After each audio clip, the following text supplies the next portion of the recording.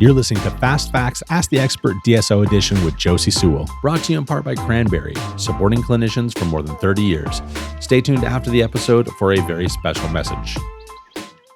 Listeners, welcome back to another edition of Fast Facts, Ask the Expert DSO edition, joined today by Josey. Josey, thanks for being here. I'm so glad to be here, Andrew. This is our first one that we're going to do together. I'm very excited about it. So the way this goes, listeners, and also Josey, I know you know this as well, but I'm not trying to stump you all as the experts, but we have these questions that are coming up largely from our listener base of, topics in dentistry that we need to kind of dive into a little bit more. And I just this is going to be a good topic, and I think that you're the right person to ask. So are you ready for the question? I'm so ready. Let's do this. Okay. So DSOs and private practices kind of have different pay scales oftentimes. And so one of the questions that came up in our panel that we had just a few weeks ago was basically this whole idea about being paid on commission. A lot of hygienists think that being paid on commission is bad. So my question to you is being paid on commission bad? Only if you're doing unethical things. So no, being paid on commission is not bad. I think that it's sometimes we need to take a step back and just take a look at the prevalence of periodontal disease and things like that. If you recognize that only about 30% of the population actually goes to the dentist on a regular basis, and of that 30% of people, only about 30% of the treatment diagnosed is ever completed, we recognize that there is a ton of dentistry that still needs to be done. And we probably need to take some responsibility, I would say, and figure out how we can help our patients get more of the dentistry done that they need to have done. And so what I find is that a lot of hygienists will say, I want to be treated like a provider. However, what it means to be treated like a provider is sometimes being paid like a provider.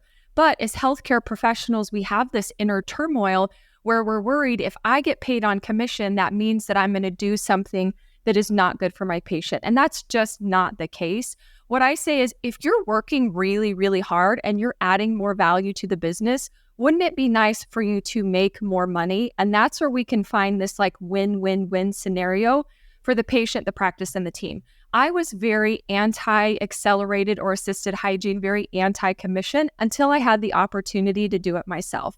And what I found is if I had a squirrely little kid at the end of the appointment and I knew he needed a sealant, I was like, I've only got 5 minutes. I'm sure it'll be fine to do it in 6 months.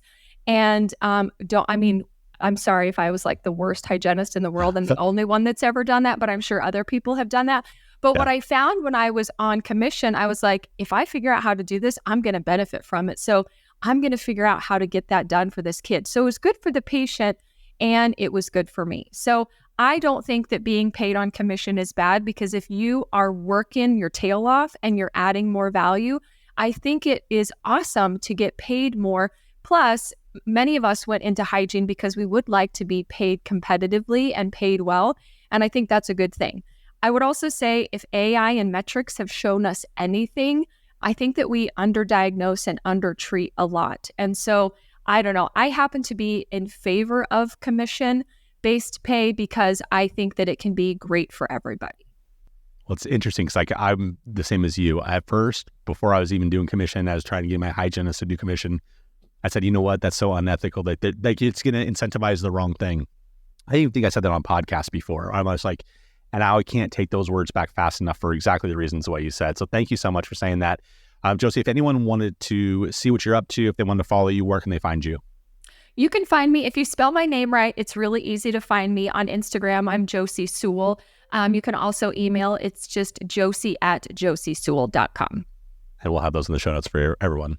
All right. Thanks for being here. Thank you. Thank you for listening to Fast Facts, Ask the Expert DSO edition, brought to you in part by our friends over at Cranberry. As a leader in infection control products, they have unwrapped a new glove with emphasis towards sustainability and reducing waste. While traditional nitrile gloves can take decades to biodegrade, their new BioNitrile glove will decompose 80% in just 1.5 years. Check out these and their full product line at cranberryusa.com or check out the show notes for the link. Thanks for listening and see you next week.